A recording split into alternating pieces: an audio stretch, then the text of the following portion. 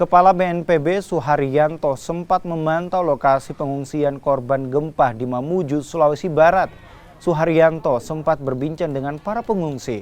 Pihaknya pun meminta warga untuk tidak panik dan berharap warga untuk kembali ke rumah masing-masing.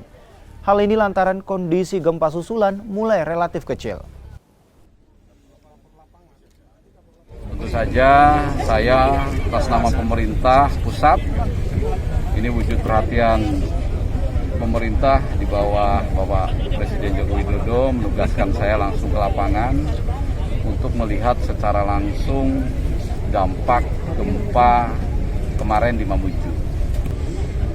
Memang gempa terjadi 5,8 skala Richter. Setelah itu ada gempa susulan sebanyak 4 kali. Yang kedua adalah 4,8, kemudian 4,4, dan terakhir 2,8 skala Richter.